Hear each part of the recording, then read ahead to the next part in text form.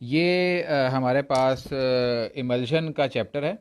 और अगर आप देखें तो ये रेमिंगटन से आपको इसकी जो है वो डिटेल मिल सकती है। आप अपने पास इसको नोट डाउन कर लें। ये पेज नंबर जो है वो 959 है रेमिंगटन का, या 959 है या 759 है, ये आपको देखना पड़ेगा। आप लोगों को पता है एमल्शन की डेफिनेशन में हमेशा मैं आपको बता चुका हूँ कि एमल्शन के अंदर कुछ चीज़ें आपको बताना जो है वो ज़रूरी होता है। नंबर वन, ये एक बायोफिजिक लिक्विड है और बायोफिजिक सिस्टम है जिसमें टू इमिसिबल लिक्विड्स होते हैं। ठीक है, ऑयल हो सकता है, वाटर हो सकता है, जो कि आपस में मिक्स नहीं होते। तो इसको मिक्स करने के लिए फिर हम लोग एमल्सिफिंग एजेंट डालते हैं इसके अंदर, और फिर हमारे पास एंड पे जो चीज़ बनती है वो बनती है हमारे पास इमल्शन। तो और ये सिस्टम जो होता है ये थर्मोडायनामिकली अनस्टेबल सिस्टम होता है। आपको पता है कि डिफरेंट टाइप्स हैं इमल्शन की। ऑयल इन वाटर टाइप है, वाटर इन ऑयल टाइप है, फिर इसके अलावा मल्टीपल इमल्शन है जिसमें ऑयल वाटर इन ऑयल है, वाटर ऑयल इन वाटर है। ठीक है, इसके अलावा जो थर्मोडायनामिकली स्टेबल सिस्टम हमारे पास आते हैं उसके अंदर हमारे पास है जी माइक्रो इमल्शंस। ठीक है जी, ये सारी इसकी टाइप्स हैं। एडवांटेजेस की अगर आप बात करें, अच्छा इससे पहले इसकी अगर आप क्या कहते हैं इसको, डिलीवरी की बात करें तो ओरली भी हम इसको डिलीवर कर सकते हैं, एडमिनिस्टर कर सकते हैं, टॉपिकल भी हम इसको एडमिनिस्टर कर सकते हैं, और पारेंटली भी हम इसको एडमिनिस्टर कर सकते हैं। अगर हम एडवांटेजेस की बात करें तो वाटर सॉलेबिलिटी जो है कुछ ड्रग्स की वो पुअर होती है, लेकिन आप उसको ऑयल में भी नहीं दे सकते। तो ऐसे सब्सटेंसेस को ऑयल में सॉलेबल करके फिर उनका water in oil, oil in water emulsion बना लिया जाता है। ठीक है जी, तो ये एक एडवांटेज है इसका। इसके अलावा कोई ऐसी ड्रग्स हैं जिनका अनप्लेजेंट टेस्ट है, तो उनके अनप्लेजेंट टेस्ट को मास्क करने के लिए हम उनको in the form of emulsion बना सकते हैं। कुछ ड्रग्स हैं उनकी एब्जॉर्प्शन को एनहेंस करने के लिए, परमिएशन को बढ़ाने के लिए ऑयल में सॉलेबल किया जाता है उनको, लेकिन अब ऑयल डोजेज फॉर्म को पीना बड़ा मुश्किल है क्योंकि उसका टेस्ट बड़ा ख़राब होगा। तो इसको भी फिर हम लोग अनप्लेजेंट टेस्ट को मास्क करने के लिए, एब्जॉर्प्शन को बढ़ाने के लिए। इसके बाद हमारे पास डिलीवरी, टारगेटेड डिलीवरी फार्मूलेशंस, ये हम लोग डिस्कस कर चुके हैं कि नैनो पार्टिकल्स, माइक्रो इमल्शंस जो हैं वो आमतौर पे हम लोग टारगेटेड डिलीवरी के लिए बनाते हैं। और आगे एग्जांपल है माइक्रो इमल्शन की, और लास्ट में इसकी जो एडवांटेज है वो है वाटर, ये एक इन एक्सपेंसिव डाइल्यूएंट है। ठीक है जी, तो ये एक जर्नल था, एक इंट्रोडक्शन था अबाउट इमल्शंस। अच्छा जी, oils are necessary administered by oral route when formulated as emulsion, palatability बढ़ जाती है। मिनरल बेटा स्टेबिलिटी अगर आप कहें विद रिस्पेक्ट टू टेम्परेचर तो वो तो नहीं है। हाँ ये ज़रूर है कि it's a unique doses form. तो इन कंपैरिजन विद सस्पेंशन और इन कंपैरिजन विद सोल्यूशन ये कंपैरेटिवली लेस स्टेबल है। ठीक है जी। अच्छा एग्जाम्पल में अगर आप लोगों को याद हो, आप लोग जब छोटे होते थे इन योर अर्लियर सेमेस्टर्स, तो आप मिनरल ऑयल इमल्शन बनाते होते थे। वो जनरली लेग्जेटिव उसका यूज़ है, लेग्जेटिव के तौर पे हम लोग यूज़ करते हैं उसको। इसके अलावा ग्रेसियोफिल्विन जो है इसकी एब्जॉर्प्शन एनहेंस हो जाती है अगर इसका ऑयल इन वाटर इमल्शन बनाया जाए। ठीक है, ग्रेसियोफिल्विन आपको पता है कि एंटी फंगल ड्रग है, और हम पहले भी इसको डिस्कस कर चुके हैं कि जी इसकी अगर आप पार्टिकल साइज़ को रिड्यूस करें तो उस केस में ये होता है कि इसकी एब्जॉर्प्शन बढ़ जाती है। तो यहाँ पे एक नया इसका यूज़ आ गया, एक नई प्रेपरेशन के अंदर, कि अगर आप ऑयल इन वाटर एमल्शन बनाएं तो ग्रेसियोफिल्विन जो है वो उसकी एब्जॉर्प्शन जो है वो बढ़ जाती है। इसके अलावा स्टेबिलिटी ऑफ एरिथ्रोमाइसिन और फाइसोस्टिगमीन भी जो है वो भी इमल्शन के अंदर बढ़ जाती हैं। ठीक है, एरिथ्रोमाइसिन आपको पता है एंटीबायोटिक है, गले के लिए इस्तेमाल करते, अपर रेस्पिरेटरी ट्रैक इन्फेक्शन के लिए हम लोग इस्तेमाल करते हैं, मैक्रोलाइड है। और जो फाइसोस्टिगमीन है ये रिवर्सिबल कोलिनेस्टरेज इनहिबिटर है। ठीक है, तो इन दोनों की फॉर्मुलेशन अगर आप इमल्शन की फॉर्म में प्रिपेयर करें तो उसकी स्टेबिलिटी जो है वो इन्हेंस हो जाती है। अगेन ड्रग्स ऐसी हैं जिनकी स्टेबिलिटी जो है वो in the form of emulsion जो है वो ज़्यादा होती है as compare to as in the form of a solution.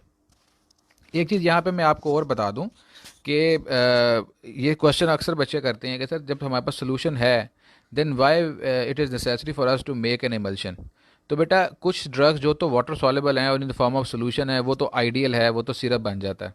कुछ ड्रग्स हैं वो वाटर सॉलेबल नहीं है, रादर वो ऑयल सॉलेबल होती हैं। अब ऑयल को ओरली आप नहीं दे सकते। ठीक है, उसका टेस्ट इस तरह का होता है कि वो कन्वीनियंट नहीं होता आपके लिए। सो इन दैट केस फिर हम इमल्शन बनाते हैं कि ऑयल को पहले, ड्रग को ऑयल में सॉलेबल कर लेते हैं और फिर उस ऑयल को हम लोग इमल्सिफाई कर लेते हैं वाटर के अंदर। तो ये भी एक इसका एडवांटेज जो है वो हमारे पास आता है।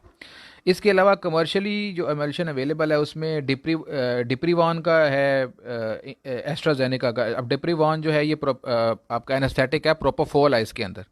अच्छा, डिप्रीवान इंजेक्शन आता है एस्ट्राजेनेका का, प्रोपोफोल है इसके अंदर एनेस्थेटिक, वो in the form of emulsion आता है। इसके अलावा एक्मा क्रीम है एस्ट्राजेनेका की, वो भी उसमें लिडोकेन और पाइलोकार्पिन है, ये इन दी फॉर्म ऑफ इमल्शन हमें मिलती है। रिनोवा है, उसमें ट्रिटिनोइन है। ट्रिटिनोइन जो है वो एक्ने के लिए यूज़ होती है। ये 0.2% क्रीम है। ये भी ऑर्थो न्यूट्रोसिना की क्रीम है, और ये भी इन दी फॉर्म ऑफ इमल्शन जो है, ये मार्केटेड ब्रांड्स में आपको बता रहा हूँ जो इमल्शन के अवेलेबल हैं हमारे पास।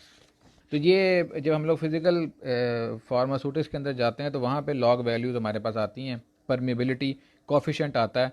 तो ऐसी ड्रग्स जिनका परमेबिलिटी कोफिशेंट जो है लिपिड साइड पे ज़्यादा है, तो वो लिपिड सॉल्युबल ज़्यादा होंगी, तो उस केस के अंदर उनको फिर हम इन दी फॉर्म ऑफ इमल्शन बना सकते हैं। ठीक है जी, तो आप अगर इसको लिंक कर सकते हैं तो बड़ी अच्छी बात है जी।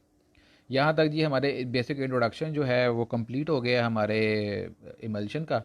अब नेक्स्ट जो है हमारा टॉपिक वो है इमल्शन फार्मूलेशन इंग्रेडिएंट्स। मैं सर ये एंटीबायोटिक टैबलेट की फॉर्म में अवेलेबल हैं, then why we formulate them in emulsion. बेटा फजीला, ये हम लोग करते हैं ख़ास तौर पे पीडियाट्रिक जो हमारे पास डोजेज फॉर्म्स हैं उनके लिए, बच्चों की जो हैं उनमें बनाते हैं, या कुछ केसेस में सेमी सॉलिड्स जो हैं उनको उसमें बनाते हैं। ठीक है जी। आम तौर पे सिरप सस्पेंशन इमल्शन जो है एंटीबायोटिक का वो बच्चों के लिए होता है।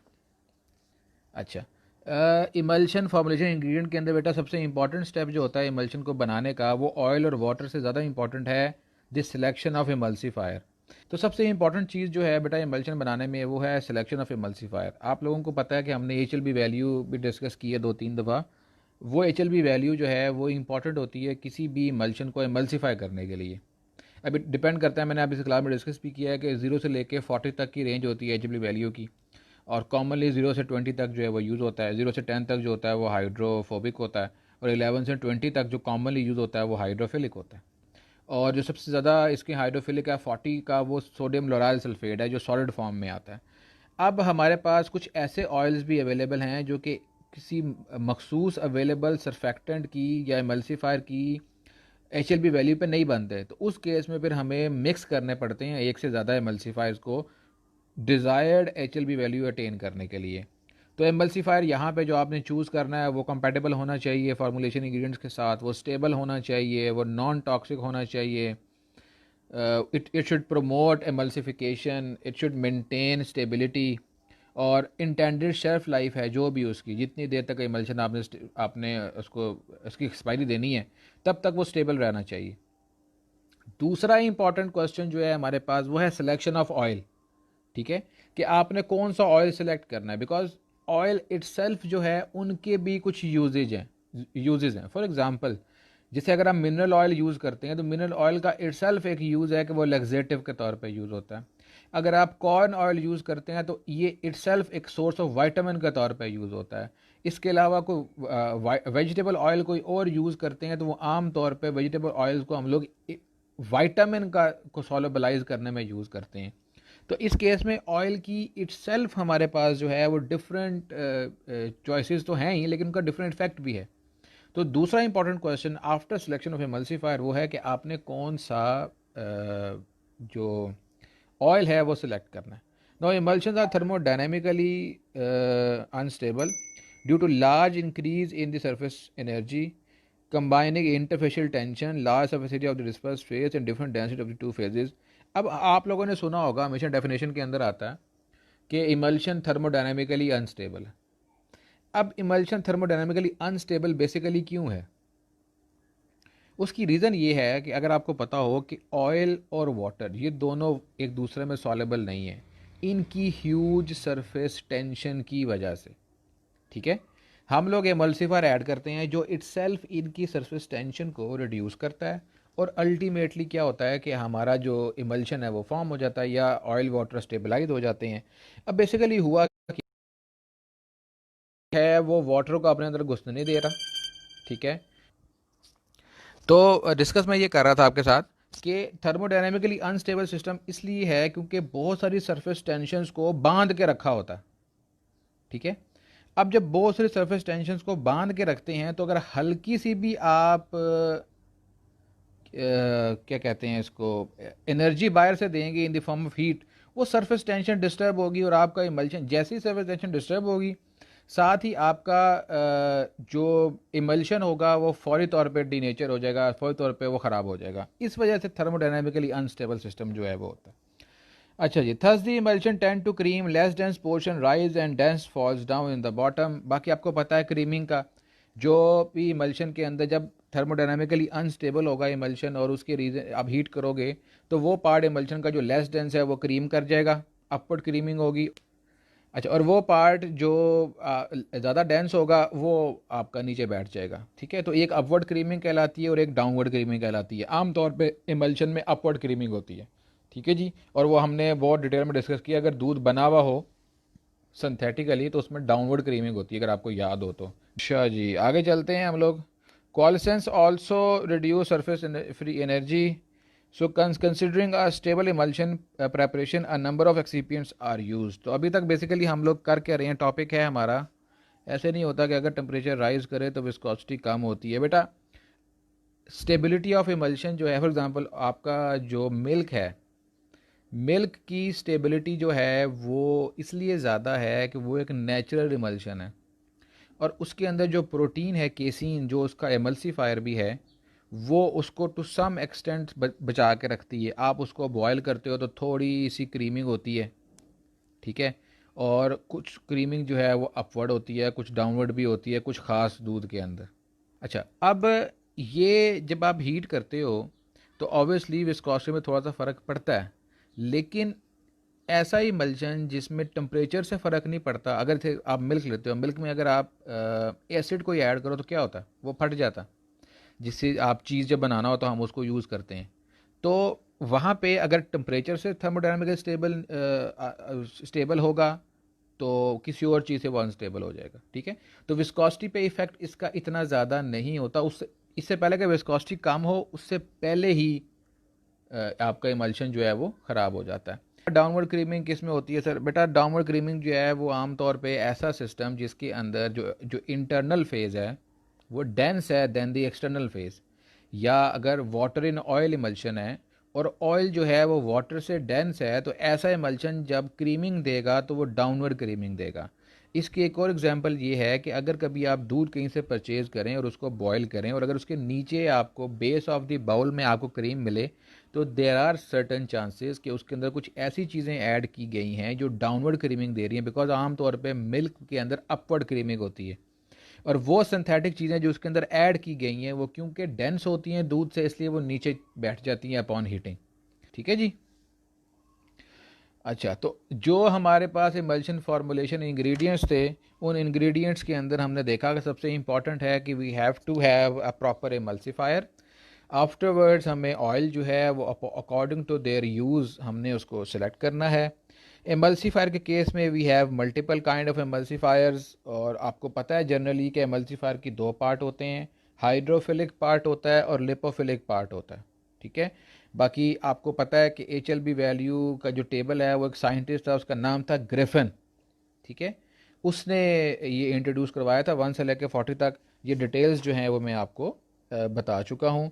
जो हाइड्रोफिलिक मटेरियल हैं वो हाईली पोलर होते हैं, जो हाइड्रो लिपोफिलिक मटेरियल्स हैं वो लेस पोलर होते हैं। ये सारी डिटेल्स जो हैं ये आपके साथ हम डिस्कस कर चुके हैं। 1 से लेकर 20 तक का जो है वो हमारे पास जनरल टेबल आता है, 1 से 10 तक का लिपोफिलिक है, 11 to 20 फिलिक होता है। ठीक है जी, और बस जी यहाँ पे हम इसको ख़त्म करते हैं। Sir surfactant emulsifying and suspending agent दोनों की तरह एक्ट करते हैं। बेटा बेसिकली सरफेक्टेंट्स जो हैं वो ब्रॉड टर्म है और इसके अंदर तीन चीज़ें आती हैं, एमल्सिफाइंग एजेंट्स, सस्पेंडिंग एजेंट्स और वेटिंग एजेंट्स। वेटिंग एजेंट्स का आपको पता है। ठीक है, उसी की सब टाइप के अंदर सस्पेंडिंग एजेंट, मतलब waiting agent itself suspending agent की ही एक टाइप है। ठीक है, और एमल्सिफाइंग एजेंट भी सरफेक्टेंट्स ही होते हैं, इनके भी दो पोर्शन होते हैं, एक लिपोफिलिक और एक हाइड्रोफिलिक। तो ये जी सर सस्पेंशन और इमल्शन में सिर्फ फेज़ का फ़र्क है, बाकी सब चीज़ें तो सेम है। हाँ बेटा जी वो भी। अच्छा, वहाँ पे दो फेजेस एग्जिस्ट करते हैं हमेशा, वहाँ पे दो फेजेस हमेशा एग्जिस्ट करते हैं, सॉलिड और लिक्विड। यहाँ पे दो लिक्विड फेजेस तीसरा फेज बना देते हैं और दोनों एग्जिस्ट नहीं करते। ठीक है, ये भी एक डिफरेंस है। डेल्वो थ्योरी इमल्शन पे नहीं बेटा, यहाँ पे अप्लाई नहीं होती, बिकॉज यहाँ पे चार्ज पार्टिकल नहीं है। ठीक है, जहाँ पे चार्ज पार्टिकल होगा वहाँ पे अप्लाई होगी। अगर यहाँ पर भी चार्ज पार्टिकल होगा तो इस पर भी होगा, लेकिन आमतौर पे हम लोग यहाँ पे इसको कैटेगरी नहीं करते। इमल्शन थर्मोडायनामिकली अनस्टेबल कैसे होती है, काइंडली रिपीट इट अगेन। बेटा थर्मोडायनामिकली अनस्टेबल होती है, उसके तीन फैक्टर्स हैं, मैंने आप लोगों को बताया था। पहला फैक्टर है कि इंटरफेशियल टेंशन, कि बहुत सारी इंटरफेशियल टेंशंस को आपस में शयान मिलाया होता है और बांधा होता है उनको आपस में with the help of emulsifier. जैसे ही आप एनर्जी देते हो इमल्सीफायर डिस्टर्ब होता है और वो एनर्जी सबसे टेंशन जो है वो अलग हो जाती है और आपका इमल्शन जो है डिस्टेबलाइज हो जाता है। ठीक है जी, और कोई क्वेश्चन तो नहीं है जी?